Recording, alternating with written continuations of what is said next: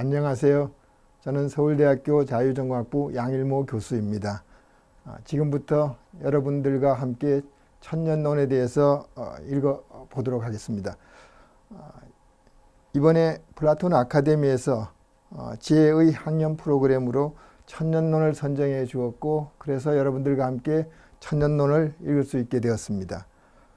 플라톤 아카데미가 이번에 선정한 이 네 권의 고전 텍스트는 그 이전에 선정했던 텍스트들과 비교해 봤을 때 선정하는 기준 혹은 고전 읽기의 목표가 약간은 차이가 있는 것 같습니다. 이번 시간에 제가 다루고자 하는 천년론 이외에 이번 학기에 막스 베버의 프로테스탄티즘과 자본주의 정신, 그리고 후쿠자와 유키치의 학문의 권장, 박지원의 열하일기 등이 있습니다. 이 네 권의 텍스트는 어떤 공통점이 있을까요? 일단 우리가 읽어야 할 고전이라고 전제해 봅시다. 그렇다면 지금까지 일반적으로 상상했던 고전과 이들 네 권의 텍스트는 다소 차이가 있습니다. 보통 고전이라고 한다면은 플라톤의 국가론, 아리스토텔레스의 니코마코스 윤리학, 그리고 그리스 시대나 로마 시대의 고전을 떠올리게 됩니다. 우리가 고전이라고 할 때 클래식 혹은 이 고전주의라는 말이 서양에서 르네상스 시기에 시작되었고 그리스나 로마 시대와 상당히 밀접한 연관이 있기 때문입니다. 우리가 시선을 동양 쪽으로 옮겨보면 고전이라고 할 때 논어와 맹자 등을 쉽게 떠올릴 수 있습니다. 또 노자와 장자책을 떠올릴 수도 있습니다. 플라톤이나 공자 모두 지금으로부터 2000여 년 이전의 인물들입니다. 물론 이렇게 시기적으로 오래된 고전만을 고전이라고 하지 않습니다. 서양에서 18세기의 칸트나 헤겔의 서적도 고전으로 간주됩니다. 동양의 경우에는 12, 3세기의 주자, 왕陽明의 서적도 고전이라고 할 수 있습니다. 한국의 경우에는 태계와 율곡의 서적도 고전으로 간주됩니다. 자, 그렇다면 이번에 선정된 이 네 권의 텍스트들이 언제 만들어졌는지 생각해 보도록 하겠습니다. 박지원의 열하일기는 박지원이 1780년 청나라 건륭 황제의 칠순잔치 때 중국에 다녀온 기행문입니다. 그러므로 18세기 후반의 작품이라고 할 수 있습니다. 태계의 혹은 율곡의 저서보다는 시기가 다소 뒤에 해당합니다. 그렇지만 지금으로부터 200여 년 전의 텍스트라고 한다면은, 그리고 칸트나 헤겔의 저서가 서양의 고전이라고 한다면은 열하일기 또한 한국의 고전이라고 할 수 있습니다. 막스 베버의 저서는 이름만 보면은 대단히 오래된 고전처럼 보입니다. 그렇지만 실제로 잡지에 발표된 것은 1904년, 1905년이고 단행본으로 출판된 것은 1920년입니다. 대단히 최근에, 그리고 20세기 초의 작품이지만 이 책이 서양의 고전이 아니라고 주장하는 사람은 거의 없을 것입니다. 자, 왜냐하면은 막스 베버의 이 프로테스탄티즘과 자본주의 정신은 사회과학의 발전, 특히 20세기 사회과학의 발전에 대단히 큰 영향을 미쳤기 때문입니다. 그런 의미에서 이 막스 베버의 저작은 그레이트 북스에 해당합니다. 위대한 책이라고도 할 수 있습니다. 그렇다면 후쿠자와 유키치의 학문의 권장 혹은 옌푸의 천년론은 어떤 의미에서 그레이트 북스라고 혹은 위대한 책이라고 말할 수 있을까요? 후쿠자와 유키치의 학문의 권장은 1872년에 처음으로 출판이 되었습니다. 옌푸의 천년론은 1898년에 출판이 되었습니다. 시기적으로 본다면은 이 두 권 모두 19세기 후반기에 중국과 일본이라는 동아시아 지역에서 간행된 책입니다. 지금으로부터 계산해 보면은 120년 혹은 150년 전에 출판된 책입니다. 자, 이러한 서적은 그리스나 로마의 고전만큼 그렇게 오래된 인류의 지적 유산은 아닙니다. 또한 20세기 학문의 발전에 커다란 영향을 끼쳤던 그런 책도 아닙니다. 그렇다면 왜 플라톤 아카데미에서 이 두 권, 19세기 후반의 이 두 저서에 주목했을까요? 간단히 말씀드리면 이번 학기에 플라톤 아카데미에서 기획한 이 주제와 관련이 있다고 보여집니다. 이번 학기에 플라톤 아카데미에서 지혜의 향연이라는 제목 아래 그리고 부제목으로서 근대화의 빛과 그늘이라는 제목을 택했습니다. 우리들은 보통 동양보다 서양을 더 잘 알고 있고 이 네 권의 텍스트 중에서 여러분들이 가장 익숙한 것은 막스 베버의 저서라고 생각이 됩니다.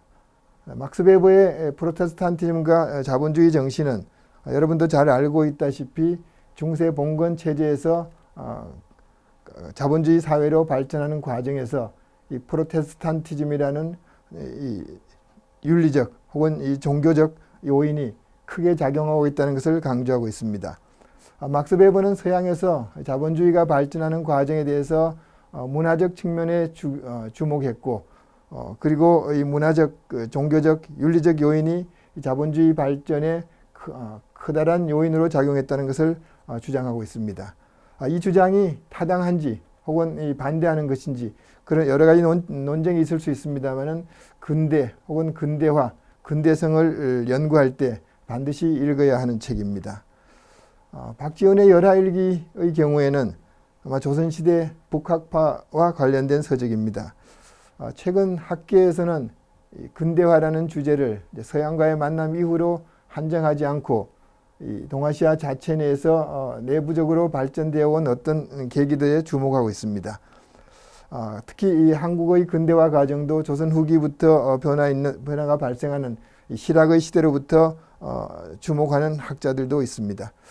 그렇다고 열하일기 자체가 한국의 근대화와 직접적으로 관련이 있다 이런 주장을 하기 위한 것은 아닙니다. 다음으로 후쿠자와 유키치의 학문의 권장을 살펴보도록 하겠습니다. 이 책은 일본의 근대화와 상당히 관련성이 큰 저작입니다. 후쿠자와 유키치는 일본의 집회에도 나오는 인물입니다. 일본인에게는 그만큼 많이 알려진 인물이라고 할 수 있습니다. 특히 이 책의 주장 가운데 하늘은 사람 위에 사람을 만들지 않았고 사람 아래 사람을 만들지 않았다는 유명한 주장이 나오고 있습니다. 금방 연상할 수 있듯이 근대적 평등 개념을 제시하고 있습니다. 그러는 만큼 이 책은 일본의 근대화 과정과 밀접한 관련성을 지니고 있습니다. 그럼 마지막으로 이번 시간에 다룰 천년론에 대해서 생각해 보도록 하겠습니다. 이 책은 막스 베버의 저서와 같이 이 근대화의 이론을 직접 제시하는 책은 아닙니다. 열하일기만큼 오래된 책도 아닙니다. 후쿠자와 유키치의 학문과 권장과 같이 이 근대적 자유와 평등 개념을 직접 제시하지도 않습니다. 더구나 이 천년론이라는 이 책 제목은 저희들에게도 익숙하지 않은 제목입니다. 자, 그렇다면 왜 우리들은 이 책을, 이 천년론을 읽어야 할까요? 이제 천년론의 저자인 옌푸에 대해서 말씀을 드리겠습니다.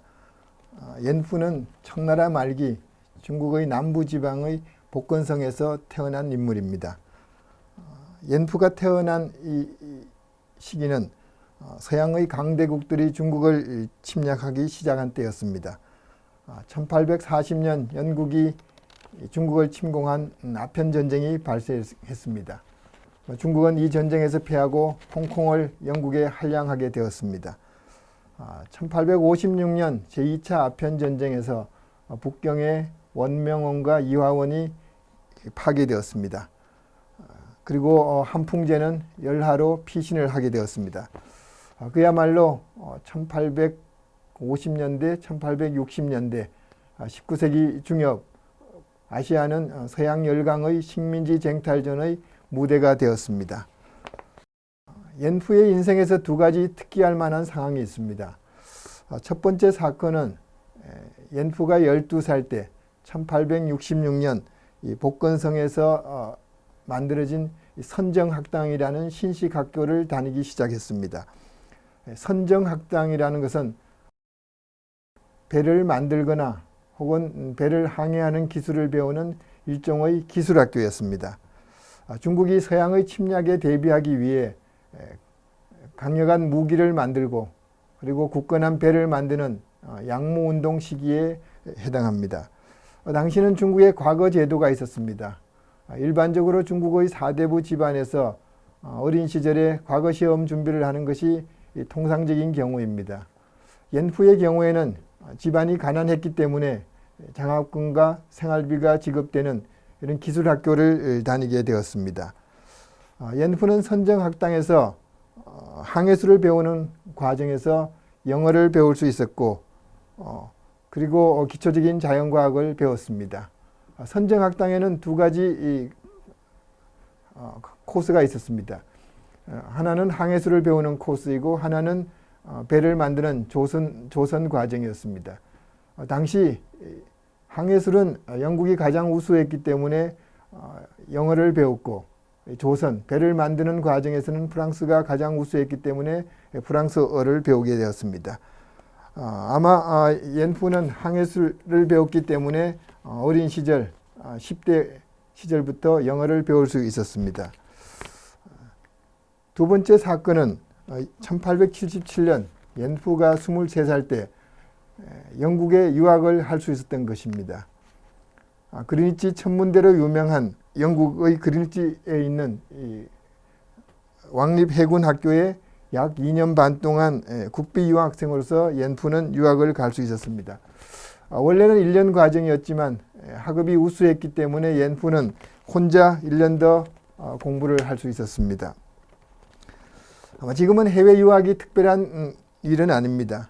그렇지만 1870년대 아시아의 학생이 해외로 유학한다는 것은 매우 특별한 경우입니다.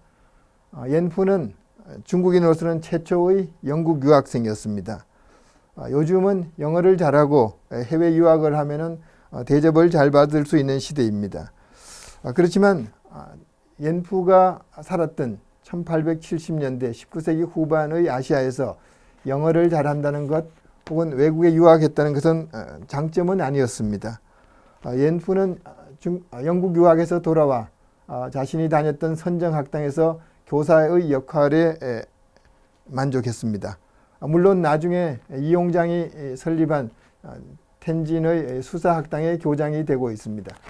그렇지만 옌푸가 귀국 후에 했던 말들을 종합해 보면은 선정학당의 교사 시절 혹은 텐진 수사학당에서의 교장 시절 모두 과거 시험의 합격자들이 자기의 상관이었고 자기보다 과거 합격자들이 더욱더 권력의 중요 자리를 차지하고 있다는 것에 붕괴하는 기록이 남아 있습니다.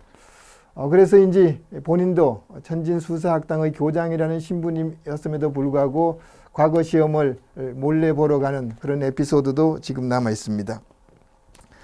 옌푸의 경우에는 어린 시절에 영어를 공부했고 그리고 유학을 갔다 온 해외 유학파라는 점에서도 당시로서는 대단히 새로운 형태의 지식인이라고 할 수 있습니다. 우리가 옌푸에 대해서 옌푸의 이런 지적 경험에 대해서 두 가지 점을 다시 생각해 볼 수 있습니다. 첫 번째는 옌푸가 어린 시절부터 영어 공부를 했고 영어로 된 서적을 읽을 수 있다는 점이었습니다. 일반적으로 중국의 지식인들은 한문으로 된 서적을 통해서 지식을 획득합니다. 주요한 지식의 획득 경로는 기본적으로 한문으로 된 텍스트입니다. 옌푸가 영어를 공부했다는 것은 영어로 된 서적을 읽을 수 있었다는 것입니다. 영어로 된 서적, 외국어로 된 서적을 읽을 수 있다는 것은 어떤 지식의 영역에서 새로운 영역을 차지할 수 있는 가능성을 갖고 있습니다. 아마 또 하나의 특징은 옌푸가 영국에 유학하면서 그리고 2년 동안 유학하면서 프랑스 등 유럽의 상황을 직접 경험할 수 있었던 점입니다.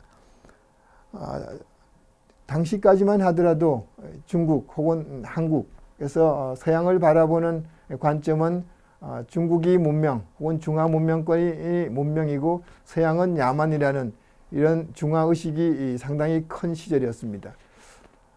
일반적으로 우리가 위정척사파, 이항로를 비롯한 위정척사파들의 경우에서도 알 수 있듯이 유교 문화권이 문명이고 서양은 야만이라는 이런 도식적인 이해를 갖고 있었습니다.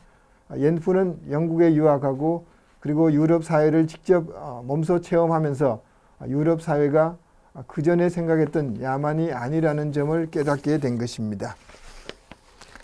옌푸가 중국에 돌아와서 선정학당에서 선생으로서의 역할을 하고 텐진 수사학당에서 교사의 역할을 했습니다마는 1894년 이후로부터 옌푸의 인생은 또 한 번 변화를 겪게 됩니다. 1894년 조선에서 동학혁명이 일어났고 이를 계기로 청국과 일본 사이의 전쟁, 청일전쟁이 시작되었습니다. 이용장이 이끄는 북양함대는 동양 최대의 함선을 갖고 있었지만 일본에게 패배하는 결과를 초래했습니다. 중국인들이 일본에게 패배했다는 것은 역사상 최초의 일이었습니다. 그리고 당시의 중국인들은 대국으로서의 중국이 섬나라 일본에게 패배했다는 것은 충격적인 사건으로 다가왔습니다. 옌푸에게는 남다른 또 하나의 충격적인 사건이었습니다. 옌푸는 어린 시절 항해술을 배우는 해군이 되기 위한 길을 걸었습니다. 청일전쟁에서 청나라 북양함대가 일본에 패배했다는 것은 옌푸가 어린 시절 같이 공부했던 동창생들, 그리고 영국 유학을 같이 간 친구들, 그리고 본인이 천진수사학당에서 가르쳤던 학생들이 전사자의 이름에 올랐다는 점입니다. 청일전쟁에서 중국이 패배한 이후로 옌푸는 항해사의 길을 그만두고 해군학교의 생활을 그만두고 새로운 길을 모색하기 시작했습니다. 서양을 더욱더 열심히 공부하고자 했습니다. 서양을 공부하는 목표는 중국인의 의식을 변화시키기 위한 것이었습니다. 중국인의 의식을 변화시켜야만이 중국이 새로운 국가로 나아갈 수 있다고 생각했습니다. 이때 옌푸가 읽었던 책이 바로 이번 시간에 이야기하고자 하는 천년론입니다. 천년론은 토마스 헉슬리의 Evolution and Ethics, 진화와 윤리라는 책의 번역입니다. 물론 옌푸가 영어로 된 서적을 이때 처음 읽었던 것은 아닙니다.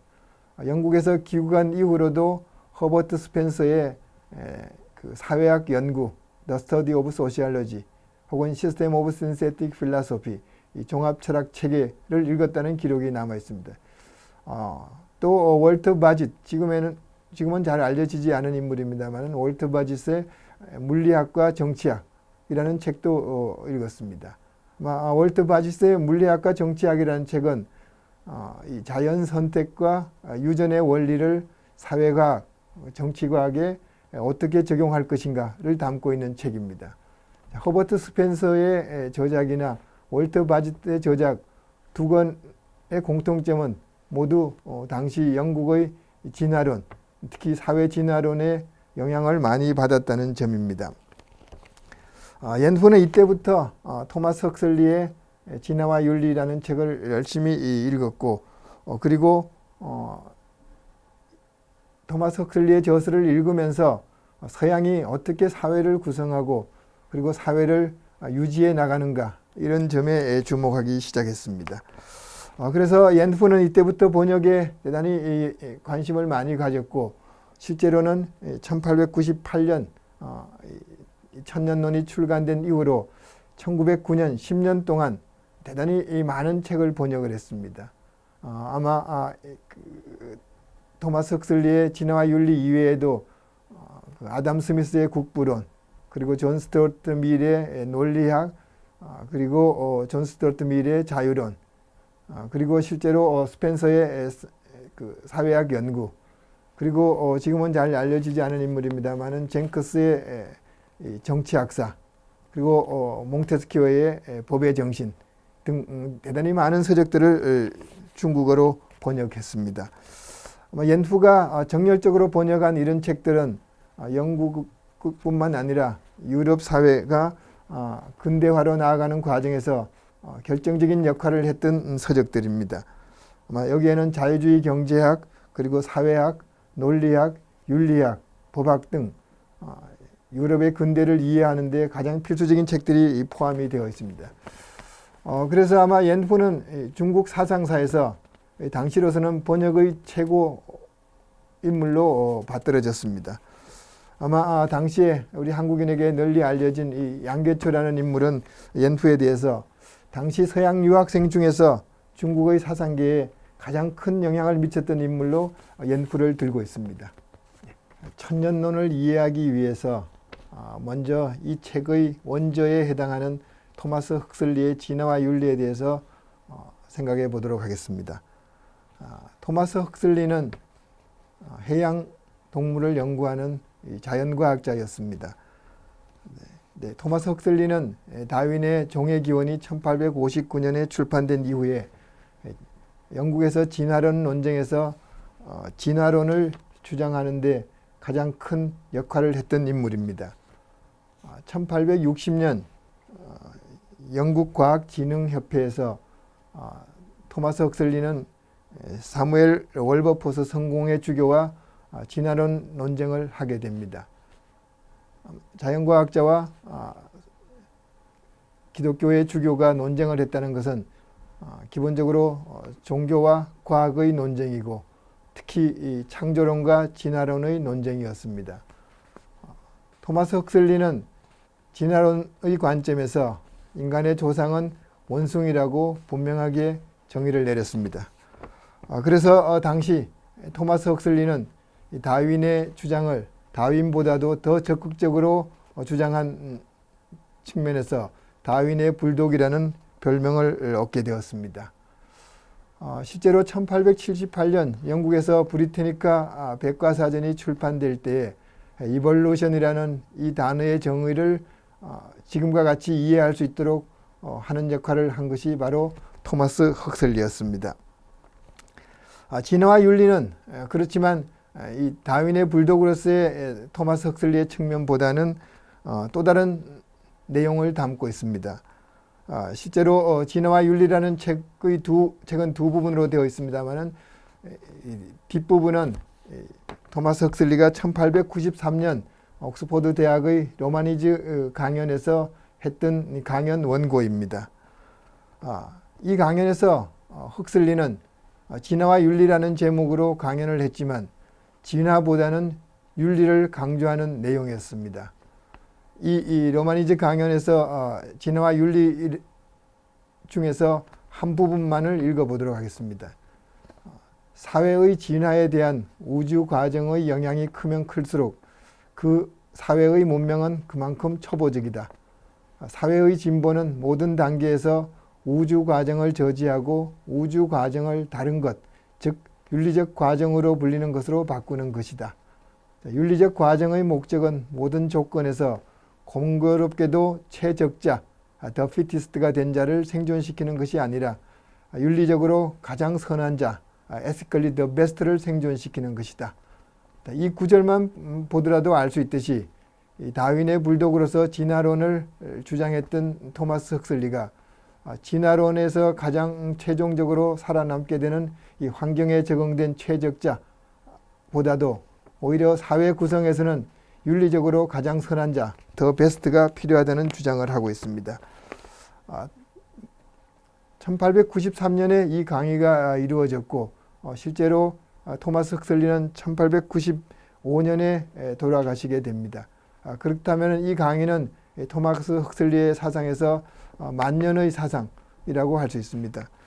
만년에 토마스 헉슬리는 진화론자의 측면보다는 한 걸음 물러나서 인간 사회에는 진화론과는 다른 새로운 원리가 필요하고 윤리적으로 이 문제를 어떻게 해결할 것인가 고민하기 시작했습니다. 토마스 헉슬리의 이 강연은 사회 다윈주의라고 할까요? 소셜 다윈이즘을 선전하는 것이 아니라 한편으로는 이 사회 다윈주의가 지니고 있는 문제점을 지적하고자 한 것입니다. 윤리의 세계는 이 자연 세계의 법칙에서 관철되는 것이 아니라는 것이 그의 주장이었습니다. 이 강연이 끝난 뒤 토마스 헉슬리에 대해서 찬반 양론이 무성했습니다. 진화론을 반대하던 진영에서는 헉슬리가 마침내 진화론을 포기하고 자기들에게 굴복했다고 반겼습니다. 진화론을 찬성하는 측에서는 열렬한 이 진화론의 지지자를 잃었다고 분개를 했습니다. 그래서 토마스 헉슬리는 이 에볼루션 앤드 에식스라는 이 로마니즈 강연을 출판하기에 앞서서 이 강연에 맞먹는 분량의 글을 서문으로 새롭게 작성을 합니다. 그것이 아마 프롤레고메나라는 이름으로 지금 진화와 윤리라는 책 앞부분에 포함되어 있습니다. 그래서 이 프롤레고메나 서문과 그리고 강연 원고가 함께 1894년 출판이 되는 것입니다. 옌프가 이 책을 번역한 최초의 기록은 1896년으로 나오고 있습니다. 아마 로마니즈 강연이 1893년에 이루어졌고 프롤레고메나가 덧붙여서 1894년에 단행본으로 간행되었다고 한다면 1896년에 옌프가 이 책을 보았다는 것은 영국에서 간행된 이런 텍스트가 중국에서 2년 만에 중국의 독자를 얻었고 중국에서 번역되기 시작했다는 내용입니다. 한편으로는 영국에서 전개되고 있던 이 진화론과 과학의 논쟁이 중국에까지 영향을 미친 것으로 보입니다. 천년론은 토마스 흑슬리의 진화와 윤리라는 책에 대한 번역입니다. 여러분들도 번역을 해 보았겠습니다만 번역이라는 것은 간단한 일은 아닙니다. 옌프는 당시로서는 번역의 대가였습니다. 그리고 이 번역을 하면서 어떻게 번역할 것인가라는 문제를 고민했습니다. 옌프가 천년론을 번역하면서 천년론 서문에서 어떻게 번역할 것인가에 대한 세 가지 원칙을 제시하고 있습니다. 한자로 말씀드리면은 신, 달, 아, 믿을 신, 전달할 달, 우화할 아, 이 세 가지 원칙을 제시하고 있습니다. 믿을 신자의 신이라는 것은 원문에 충실한 번역이라는 뜻입니다. 지금 말로 한다면은 직역이라고 할 수 있습니다.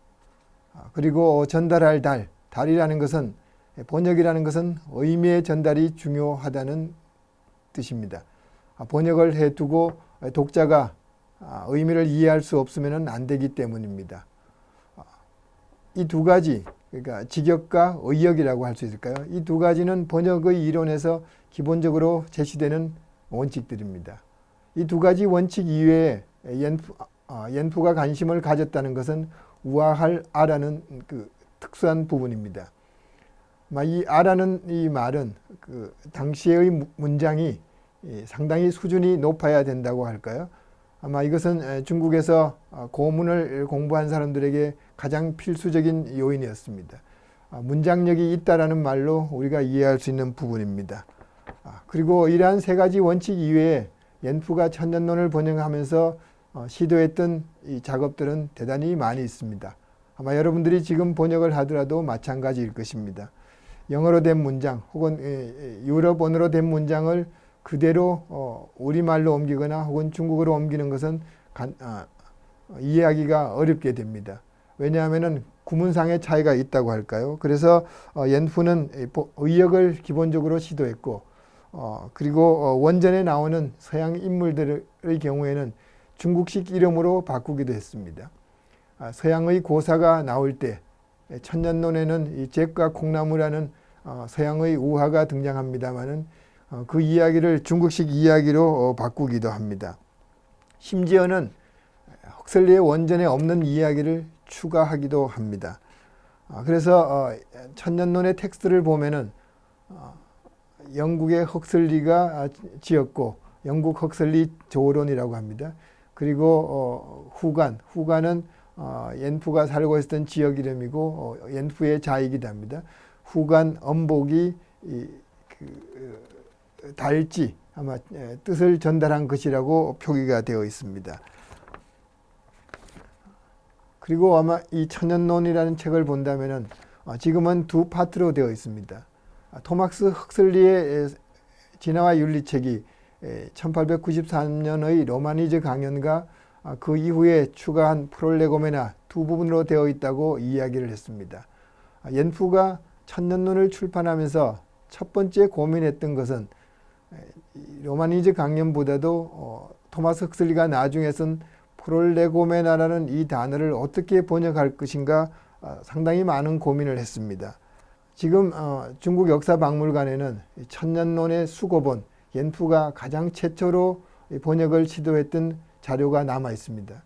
그 자료를 보면은 프롤레고메나라는 이 단어에 대해서 치언이라는 어려운 단어로 표기가 되어 있습니다. 치언이라는 단어는 장자 우원편에 나오는 유명한 개념입니다. 아마 술잔 치자이고 말씀 언자입니다. 아마 이 술자는 술이 가득 차면은 똑바로 쓰고 술이 비면은 기울어지는 그런 특수한 술잔이었습니다. 장자에서 치언이라는 의미는 임기응변이라고 할까요? 상황에 맞는 적절한 말이란 이런 의미를 갖고 있습니다. 초기에 옌푸가 프롤레고메나는 이 단어를 보고 이 장자라는 책에서 전고를 갖고 있는 이 치언이라는 용어를 사용했습니다. 그런데 당시에 옌푸의 친구였던 이 하증우라는 사람이 이 번역을 보고는 조금은 지나친 번역이라고 비판적인 자문을 해 주었습니다. 그래서 하증우는 이 프롤레고메나라는 단어를 장자에 나오는 치언으로 번역하기보다는 불교 경전에서 불교 경전의 첫 부분에 요약을 해서 쓰는 현담이라는 표현이 좋겠다고 건의를 했습니다. 실제로 하증우의 건의를 받고 옌푸가 이 치언이라는 이 단어를 수정한 흔적이 지금 남계대학 도서관에 남아 있습니다. 이 남계대학 도서관에 남아 있는 천년론이라는 책을 보면은 현담이라고 하지 않고 현소라고 옌푸가 살짝 고쳤습니다. 현담이나 현소는 아마 불교에서 같이 쓰는 용어입니다. 어떤 경전의 요점을 책의 서두에 기록해 두는 부분입니다. 이 남계대학에 있는 천년론 판본에는 또 하나 재미있는 일이 있습니다. 하증우의 건의에 따라서 프롤레고메나라는 단어를 현소로 번역을 했지만 이 현소라는 단어를 교정한 흔적이 남아 있습니다. 이 흔적을 보면은 도언이라고 되어 있습니다. 우리가 인도하다, 이끌다 할 때의 도자와 그리고 말씀 원자로 되어 있습니다. 아마 옌푸가 마지막으로는 이 프롤레고메나를 도언으로 번역하게 된 흔적이 남아 있습니다. 그리고 그 이후에 실제로 1898년에 공식적으로 출판된 천년론에는 프롤레고메나가 도언이라고 되어 있습니다. 아마 옌푸가 이 프롤레고메나 지금 한국어로서 번역하기도 쉽지 않은 단어입니다만은 서론이라고 할 수 있을까요? 머릿말이라고 할 수 있을까요? 인트로덕션이라고도 할 수 있는 그런 부분입니다만은 이 프롤레고메나라는 단어를 번역하면서 고민했던 흔적, 이 번역의 어려움이라고 할까요? 이런 부분을 잘 알 수 있는 부분이 남아 있습니다. 그리고 또 하나 이 책에서 재미있는 것은 원래 토마스 헉슬리의 책은 하나의 문장이 길게 된 텍스트입니다. 그런데 이 천년론이라는 책은 여러 장으로 구별이 되어 있습니다. 여러 장으로 구별이 되어 있다는 것은 중국의 책에서 중국 고전에서 자주 나타나는 현상입니다. 이 부분은 옌푸의 서성이라고 할 수 있는 오여룬이라는 분이 이 중국의 고서와 같이 장을 나누는 것이 좋겠다라는 건의를 받아들인 것입니다. 또 하나 재미있는 것은 이 장을 나눈 다음에 엄복이라는 복자와 그 다음에 안건이라고 할 때 안, 복간이라는 단어가 이 번역문에서 두 줄 아래의 형태로 쓰여져 있습니다. 이 복간이라는 단어는 이 복은 옌푸의 엄복의 복이라는 글자고 안은 자기의 생각이라는 뜻입니다. 아마 지금 말로 번역한다면은 옌푸의 코멘트라고 할 수 있을까요? 여기는 이 장으로 장으로 구별을 하고 각 장마다 그 장에 대한 해설을 기재하고 있습니다. 그런데 이 해설에서 특이한 것은 헉슬리의 주장을 그대로 설명하는 부분도 있고 또 하나는 이 허버트 스펜서의 이론을 갖고 와서 토마스 헉슬리를 비판하는 점이 포함되어 있습니다. 이 토마스 헉슬리의 책을 번역하면서 토마스 헉슬리의 이론을 설명하고 또 한편으로는 허버트 스펜서의 이론을 갖고 와서 토마스 헉슬리를 비판하는 이러한 견해가 이 엄복의 해설 속에는 포함되어 있습니다. 그러면 천년론의 본문을 읽어보도록 하겠습니다. 프롤레고메나를 도언, 이끄는 말로 번역했다는 것은 여러분들에게 이미 말씀을 드렸습니다. 그리고 천년론 도언 첫 번째를 보면은 찰변, 관찰할 때의 찰자와 변화할 때 변, 변화를 관찰한다는 작은 제목이 붙어 있습니다. 우리가 중국의 고전을 보면은 논어책의 예를 들면은 첫 장을 펼치면 학이편이라는 제목이 있습니다. 이 천년론이라는 책도 중국의 고전과 마찬가지로 첫 번째 작은 제목이 붙어 있습니다. 천년론 도원 1에 나오는 내용을 조금만 읽어보도록 하겠습니다. 비록 자연의 운행이 끊임없이 변하는 것이라 하더라도 그 가운데는 변하지 않는 것이 있다. 변하지 않는 것은 무엇인가? 이를 천년이라고 부른다. 천년에는 두 가지 법칙이 있는데 물경과 천택이다. 이 법칙은 만물에 모두 적용되지만 특히 생물계에서 두드러지게 나타난다. 스펜서는 다음과 같이 말하였다. 천택이란 최적자를 생존하게 하는 것이다. 생물이 물경을 벌이면 자연은 그 경쟁이 끝난 후에 승리자를 선택한다. 생물이 생존 경쟁을 하고 자연이 선택하는 과정에서 바로 진화가 일어난다. 자, 이 부분이 헉슬리의 프롤레고메나에 대한 옌프의 번역입니다. 이 번역에서 천년, 물경, 천택이라는 특수한 용어들이 나타납니다. 한자로 되어 있지만 한문을 이해하는 사람이 알 수 있는 단어는 아닙니다. 왜냐하면 이 단어들은 영어에 대한 중국어 번역이고 옌프가 특별히 고안해서 만든 옌프의 특허가 있는 그런 특수한 개념들입니다. 우리가 이번 시간에 천년론이라는 책을 선택했습니다만은 이 천년론이라고 할 때 천년이라는 이 용어는 이 헉슬리의 책에 나오는 에볼루션에 대한 번역입니다. 지금 우리가 번역을 한다면은 진화라고 해야 할까요? 실제로 토마스 헉슬리의 에볼루션 대 엑시스는 현재 진화와 윤리라고 번역이 되어 있습니다. 그렇지만 옌프는 당시 에볼루션이라는 단어에 대해서 하늘 천자 그리고 연기할 연자 천년이라고 번역을 했습니다. 직역을 한다면은 하늘의 연기라고 할까요? 그리고 에볼루션을 천년이라고 번역한 다음에 에볼루션의 두 가지 원칙, 그걸 물경과 천택이라고 번역했습니다. 물경은 한자 그대로 본다면은 사물물자, 경쟁할 경자입니다. 사물들 사이의 경쟁이라고 할까요? 이 단어는 헉슬리의 원제에 나오는 이 struggle for existence, 지금 우리들은 생존 경쟁이라고 번역합니다만은 생존 경쟁을 옌프는 물경이라고 번역을 했습니다.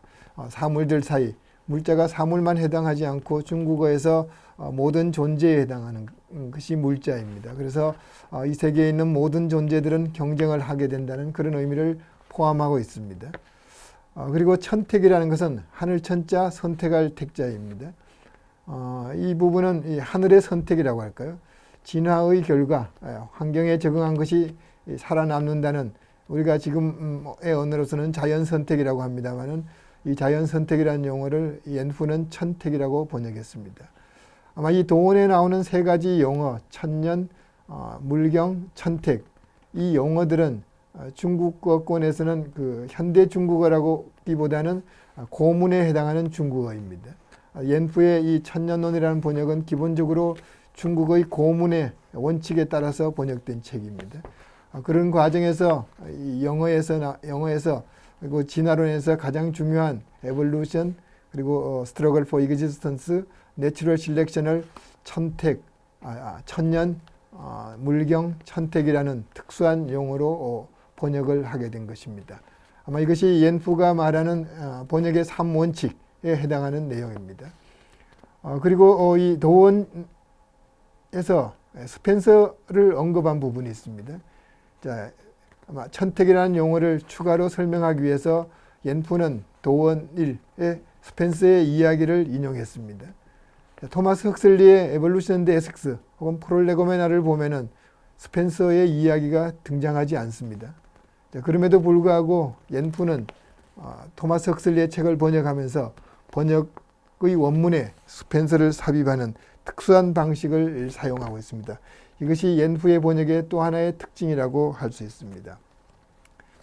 앞에서 옌프가 천년론을 번역하면서 장으로 나누고 장 아래에 본인의 해설을 덧붙였다고 이야기를 했습니다. 그러면은 천년론 도원 1에 옌프가 붙인 해설 부분을 살펴보도록 하겠습니다.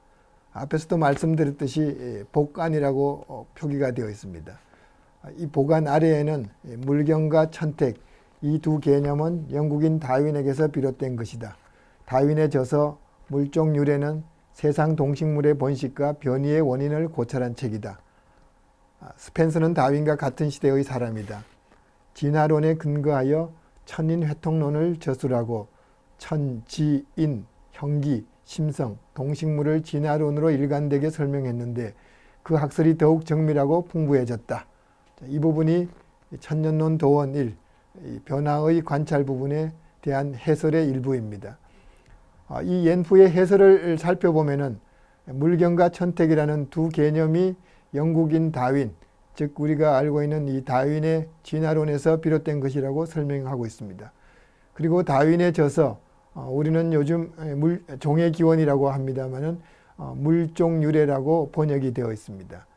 결국 옌푸가 사용하고 있는 이 천년, 물경, 천택, 이 개념은 토마스 헉슬리의 저서를 통해서 옌푸가 만들어낸 번역어이지만 이러한 진화론적인 용어가 다윈의 저서, 종의 기원에서 유래한 것이라는 것을 밝히고 있습니다. 옌푸의 해설에서 또 하나 주목하고 싶은 점은 스펜서의 이름이 등장하고 있습니다. 그리고 스펜서의 이 저서가 한 권 등장하고 있습니다.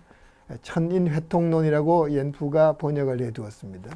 이 천인회통론은 하늘과 사람이 회통하는 이론이라고 큰 중국식 제목입니다. 실제로 허버트 스펜서의 이 책은 시스템 오브 신세틱 필라소피입니다. 1862년에서 93년에 걸쳐서 스펜서가 오랜 기간 동안 30년에 걸쳐서 자신의 철학을 집대성한 저서라고 할 수 있습니다. 아마 종합 철학 체계라고 번역할 수 있을까요? 이 체계에는 제1원리, 그리고 생물학 원리, 심리학 원리, 사회학 원리, 그리고 윤리학 원리, 이렇게 5부로 구성되어 있는 이 방대한 저서입니다. 여기서 밝히고 있듯이 실제로 다윈의 종의 기원을 보면은 종의 기원이 1859년에 출판되었고 Origin of Species의 제3장, 제4장의 제목이 생존 경쟁과 자연 선택으로 되어 있습니다. 아마 그리고 1장을 보면은 Variation under Domestication 이라고 되어 있습니다. 아마 진화라는 용어보다는 다윈의 경우에는 Variation, 변이라는 개념을 더 즐겨 사용했습니다. 실제로 과학사 연구자들에 의하면은 다윈의 종의 기원에서 에볼루션이 등장하는 것은 종의 기원 6판에서 시작되었다고 합니다. 그럼에도 불구하고 이 에볼루션이라는 단어는 스펜서가 대단히 좋아했던 단어입니다. 그래서 옌푸는 이 천년이라는 단어에 대한 그 원어에 해당하는 에볼루션에 대해서 추가로 설명하는 부분이 있습니다. 그래서 아마 이 에볼루션의 허버트 스펜서가 사용한 에볼루션을 본인이 이 천년이라고 번역했다고 밝히고 있습니다. 아마 제가 말씀드렸습니다마는 토마스 헉슬리의 저서를 옌푸가 읽기 이전에 허버트 스펜서의 저서를 먼저 옌푸가 읽고 있었고, 옌푸가 허버트 스펜서의 저서들을 읽으면서 에볼루션이라는 단어에 대한 번역을 상당히 많이 고민했고 그 부분을 천년이라고 번역했다고 밝히고 있습니다. 중국에서 이 천이라는 개념은 대단히 다양한 의미를 가지고 있습니다. 첫 번째는 우리가 천이라는 개념에 대해서 쉽게 생각할 수 있는 부분은 하늘 천자입니다. 하늘 천이라는 것은 우리가 보이는 저런 푸른 하늘에 해당하는 것이겠죠. 또 하나의 하늘 천자가 의미하는 것은 우리가 길을 가다가 나쁜 사람을 만나면은 천벌을 받을 것이다, 이렇게 비난을 하는 경우가 있습니다. 천벌을 받는다는 것은 어떤 의미에서는 하늘에 어떤 의지가 있어서 벌을 준다는 의미로 해석할 수가 있습니다. 조금은 종교적인 색깔을 더 추가한다면은 어떤 의지를 지닌 하늘을 생각할 수 있습니다. 옌푸는 천년이라고 번역할 때 또 하나의 의미를 추가했습니다. 그것은 원인과 결과, 우리가 인간의 상상력으로 생각할 수 없던 일이지만 원인과 결과가 있는 경우, 그리고 우연이라고도 할 수도 있고 필연이라고 할 수 있는 이 부분, 이런 부분들을 옌푸는 이 천해라는 단어로 설명하고 있습니다. 그래서 이 천년이라는 이 용어는 하늘의 연기라는 뜻입니다만은 하늘이 어떤 원인과 결과에 따라서 그리고 우리가 알 수 없는 어떤 원칙에 의해서 이루어지는 그 과정을 천년이라고 번역했습니다. 문제는 옌프가 에볼루션이라는 단어를 현재 우리와 같이 진화로 번역하지 않고 이 천년이라고 번역했다는 점입니다. 그리고 이 천년이라고 번역을 하면서 옌프가 번역한 이 천년이라는 것이 당시에 상당히 많이 영향을 끼쳤다는 점입니다. 자, 여기 옌프의 천년론이라는 책은 우리가 지금까지 했던 부분들을 종합해 본다면은 토마스 헉슬리가 진화론에 대해서 어떤 의문을 제기하는 부분이 포함되어 있고, 그리고 다윈의 진화론이 포함되어 있고, 그리고 다윈의 진화론을 사회의 영역에 확장시킨 스펜서의 사회 진화론이 포함되어 있습니다. 그래서 이 책 자체는 다윈의 진화론을 소개하기도 하고, 다윈의 진화론을 사회의 영역에 확장한 사회 진화론을 소개하기도 하고, 그리고 토마스 헉슬리와 같이 이 진화론에 의거해서만 사회 윤리가 확보될 수 있을까, 이런 의문을 제기하는 이 세 가지 측면이 동시에 포함되어 있습니다. 그래서 이 책은 생물학적 진화론이기도 하고, 또 한편으로는 이 사회 진화론에 속하는 책이라고도 볼 수 있습니다. 그렇다면은 왜 이 책이 당시 중국에 그렇게 많은 영향을 미칠 수 있었을까? 이 부분에 대해서 잠깐 생각해 보기도 하겠습니다. 아마 제가 보기에는 이 사회 진화론이라는 이론이 당시 중국인들에게는 낯선 이론이었고, 낯선 이론이면서도 한편으로는 이 사회의 변화에 대해서 어떤 과학적인 설명을 제공할 수 있을 것이라는 그런 낙관적인 관점이 하나의 원인이라고 보여집니다. 또 하나는 이러한 변화의 원리를 바라볼 때 어떤 생존 경쟁이라는 어떤 또 하나의 요소라고 할까요? 어떤 인간의 집단이 경쟁하는 집단이고, 그리고 국가와 국가의 관계 또한 경쟁이라는 것은 힘을 상징하고 있습니다만은 힘이라는 이러한 원리로 승패가 결정될 수 있다는 이런 점들이 당시 사람들에게 상당한 영향을 주었다고 생각이 됩니다. 왜냐하면은 당시 중국은 서양의 열강이 침략을 하던 시기였고, 홍콩을 영국에 할양하고 해안 지역을 아마 서양 열강들에게 조차지로서 주게 되는 서양 열강의 반식민지 상태를 경험하게 되는 시기였습니다. 서양의 침략에 맞서서 아마 어떤 승패가 결정되는 원인이 힘의 원리에 의해서 결정될 수 있다는, 그리고 이것이 어떤 유럽의 과학적인 사실이라는 측면에 의해서 합리화될 수 있다는 점, 이 두 점이 당시의 중국인들에게 커다란 영향을 미친 것으로 보여집니다. 천년론에 대해서 다시 생각해 보도록 하겠습니다. 천년론의 원전은 토마스 헉슬리입니다.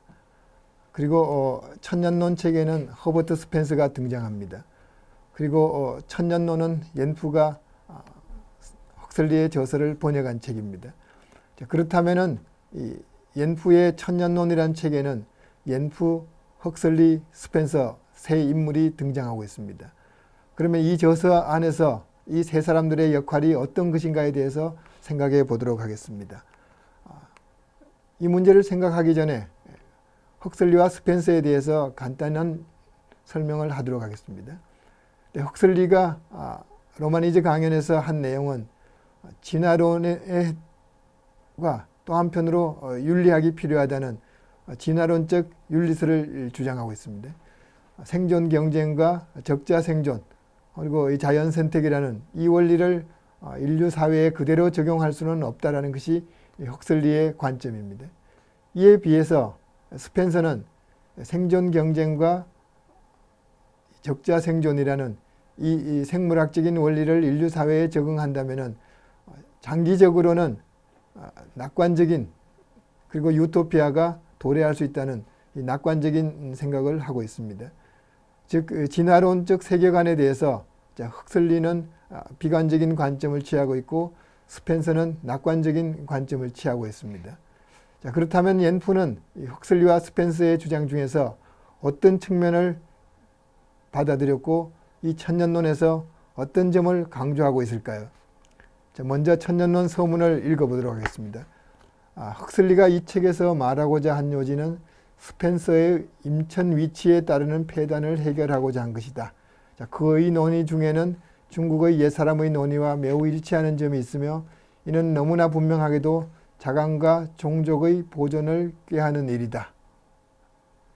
옌프가 천년론 서문에서 밝히고 있는 것은 헉슬리의 관점을 먼저 설명하고 있습니다. 헉슬리는 스펜서를 비판했다.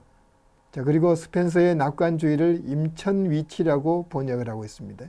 아마 임천은 하늘에 맡긴다는 뜻일까요? 그리고 조금 더 의역을 한다면은 인류 사회의 진화론의 원칙에 맡긴다는 그런 의미입니다. 그래서 헉슬리가 스펜서의 주장을 비판했다는 점을 분명히 밝히고 있습니다.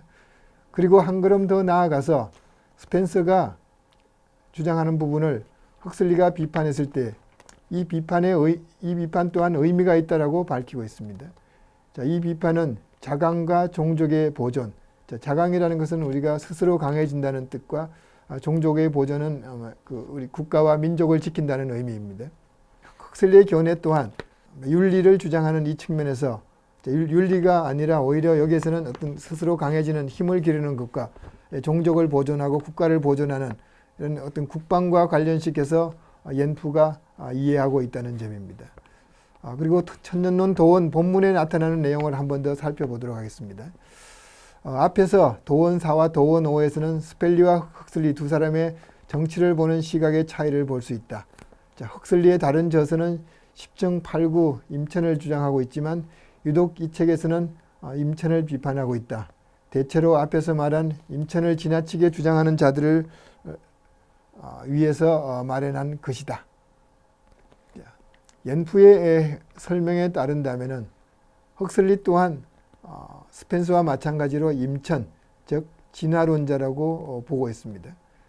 그럼에도 불구하고 헉슬리는 마지막에 임천을 비판하고 인류 사회의 어떤 그 윤리적인 측면을 강조하고 있다고 보고 있습니다. 아마 이 부분을 인사라고 할까요? 사람 인자 일사자 인사라고 번역을 했습니다. 아마 지금 우리가 우리 현대적인 언어로 바꿔 본다면은 인위적인 역할이라고 할까요? 아마 자연 세계에 그대로 맡겨두는 것이 아니라 인간의 역할을 강조하고 있는 점, 이 부분을 옌프는 중국의 자강과 그리고 중국인의 보존을 꾀하는 일이라고 설명을 하고 있습니다. 옌프의 천년론에는 토마스 헉슬리 그리고 허베트 스펜서 두 사람이 등장을 합니다. 그리고 서로 다른 두 사람의 견해가 천년론에는 함께 포함되어 있습니다. 실제로 천년론에 나오는 이 이야기를 스펜서와 헉슬리의 대립 구도를 이해한다는 것은 쉬운 일이 아닙니다. 그러면 이 천년론을 당시에 독자들이 어떻게 읽었을까요? 그리고 천년론에 나오는 이 헉슬리와 스펜서의 대립 구도, 진화론과 윤리학, 혹은 앞에서는 임천과 인사, 하늘의 일과 인간의 일, 이 두 가지 일로 분리가 되어 있었습니다. 그렇다면 이런 부분들을 당시의 독자들은 어떻게 이해했을까요? 제가 보기에 천년론을 가장 잘 이해한 사람은 옌프의 스승에 해당하는 오여륜이라고 생각이 됩니다. 이 오여륜 선생이 천년론이 출간되기 전에 천년론이란 책을 원고를 읽었고, 그리고 이 천년론 출판을 위해서 서문을 써주었습니다. 그리고 현재 천년론 책에는 오여륜 선생의 서문이 포함되어 있습니다. 오여륜 선생이 천년론 출판을 위해서 써준 서문을 함께 읽어보도록 하겠습니다. 헉슬리는 기존의 견해를 완전히 바꾸어 천에 모든 것을 맡길 수는 없으며 자연에 대한 인간의 관여가 중요하다는 점을 역설하였다. 인간이 자연을 통제하는 과정에서 인간이 하늘로부터 받은 재능을 최고로 발휘하면서 인치가 날로 새롭게 전개될 때 비로소 국가는 영원히 존속할 수 있고 종족도 유지될 수 있다는 것이다. 이는 자연과의 싸움에서 승리함을 말한다. 인간이 자연과의 싸움에서 자연을 이긴다 하더라도 이 또한 자연의 과정에 포함된다. 그러므로 자연의 운행과 인간의 자귀는 모두 진화의 영역에 속한다. 천년론에 덧붙인 오여룬 선생님의 서문을 보면은 헉슬리에 대한 이해는 대단히 정확합니다. 헉슬리가 만년의 진화론자에서 진화론이 지니고 있는 문제점을 지적하면서 윤리를 강조했다는 점, 이 부분을 처음 부분에 제시하고 있습니다. 그리고 헉슬리의 관점을 하늘천, 천이 아니라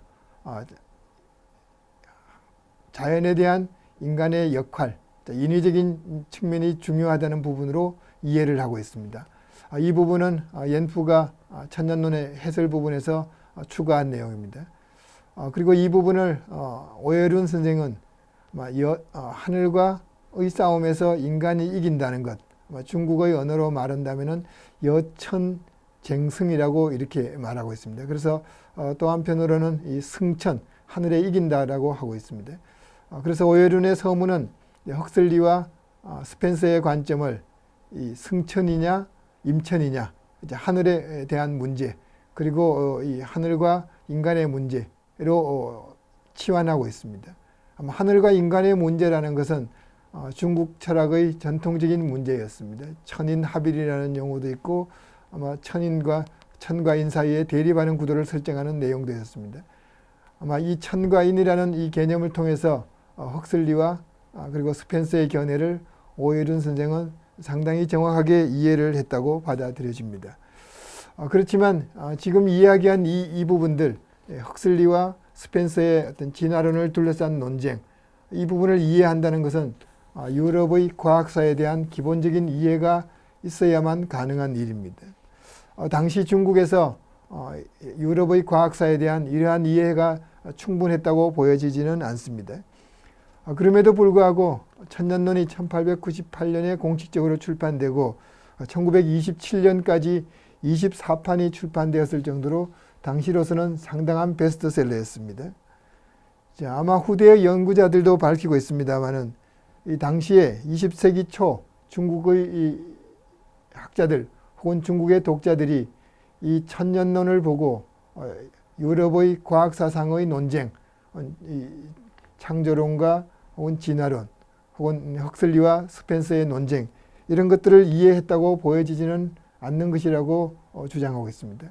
오히려 천년론이라는 이 책에 나오는 세 개념, 이 천년, 그리고 물경, 천택, 지금의 언어로 바꾸어 말한다면은 진화, 생존 경쟁, 자연 선택, 이 세 가지 개념이 주는 이 파급력이 이 책을 베스트셀러로 만드는 기본적인 계기가 되었다고 보여집니다.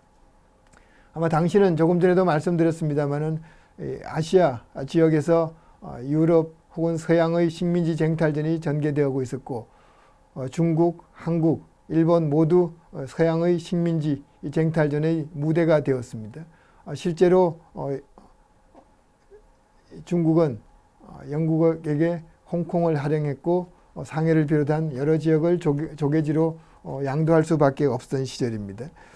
이러한 이 진화론의 용어들, 아마 다윈은 진화론의 비유라고 합니다만은 이 생존 경쟁과 이 자연 선택이라는 이 용어가 생물계뿐만이 아니라 국제 사회에서도 국가와 국가 간에도 이러한 이 생물학적인 원칙이 적용될 수 있다라는 것은 당시로 사람들에게는 상당히 공포스러운 일이었고 한편으로는 주목하지 않을 수 없었던 그런 이론이었다고 보여집니다.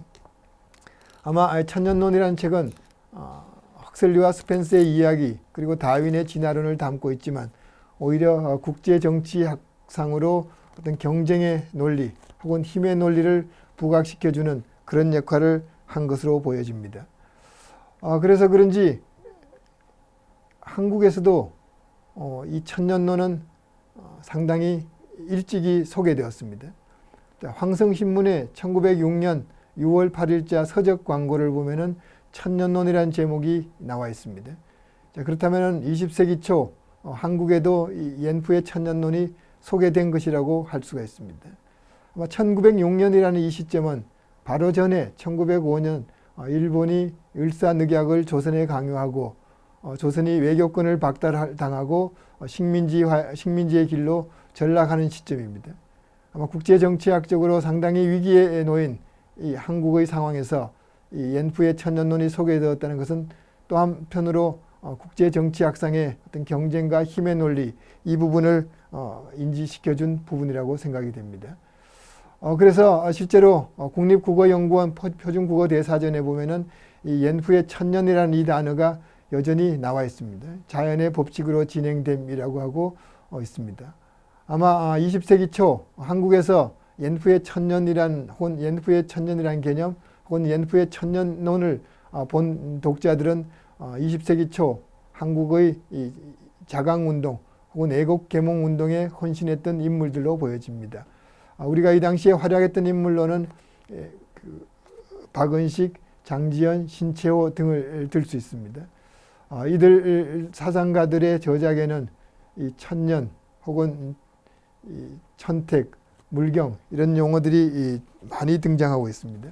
아마 이런 용어들이 등장한다는 것은 옌푸가 얘기했던 이 천년론의 기본적인 이 헉슬리와 스펜서의 논쟁보다는 국제 정치학상으로 위기에 처한 이 조선의 위상을 어떻게 극복할 것인가 이런 부분과 연관이 되는 것으로 보여집니다.